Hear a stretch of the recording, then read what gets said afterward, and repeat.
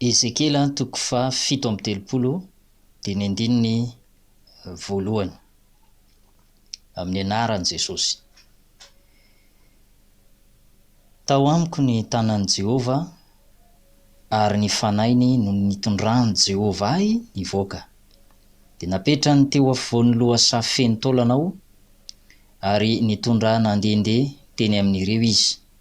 Ary indreo betsaka dia betsaka teny amin'ny lohasaha malalaka ireo ary indreo maina dia maina ireo.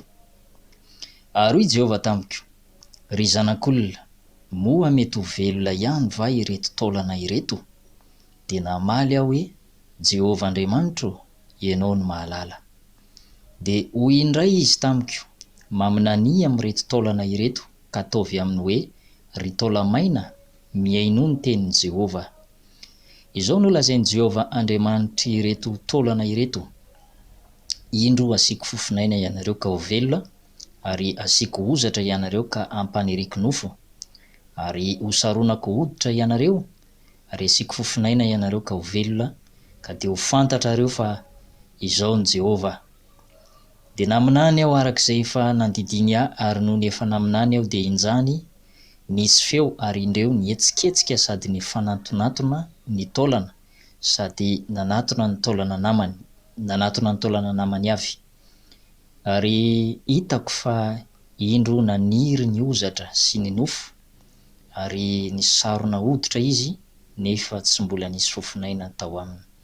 Dia hoy izy tamiko: maminania amin'ny rivotra, maminania ry zanak'olona, ka ataovy amin'ny rivotra hoe: izao no lazain'i Jehova Andriamanitra, manatonavy amin'ny rivotra efatra ry fofinaina, ka tsofy ireo voavony ireo mba ho velona izy.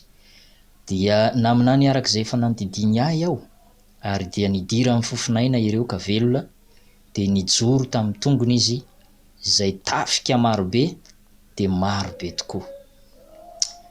Dia hoy izy tamiko: ry zanak'olona, ireto taolana ireto dia ny taranak'Israely rehetra. Indreo izy manao hoe: maina ny taolanay, ary very ny fanantenanay. Raha ny aminay dia fongotra izahay. Koa maminania ka ataovy aminy hoe: izao no lazain'i Jehova Andriamanitra, indro ry oloko, izao no hanokatra ny fasanareo, ary ampiakariko avy amin'ny fasana ianareo ka hoentiko ho any amin'ny tanin'i Israely. Ka dia ho fantatrareo fa izao no Jehova, raha manokatra ny fasanareo aho, ry oloko, ka mampiakatra anareo hiala amin'ny fasanareo. Ary ataoko ao anatinareo ny fanaiko, dia ho velona ianareo, ary amponeniko any amin'ny taninareo ianareo, ka dia ho fantatrareo fa izao Jehova no efa miteny sady nahatanteraka izany, hoy Jehova. Hatreo ihany angamba ny vaky-teny izay hovakiana amintsika, fa ny tena zava-dehibe izay hotoriana sy ambara amintsika dia mahakasika an'izay hanatsoaka lesona avy amin'izay ampahana andalan-tsoratra masina izay isika.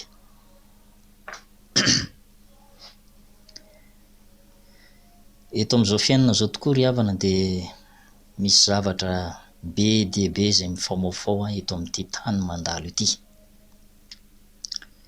Misy ny fahoriana, misy ihany koa ny mitomany tsy mazaka ny fahoriana. Dinio fotsiny fa raha mandinika neny amin'ny hôpitaly eny ianao,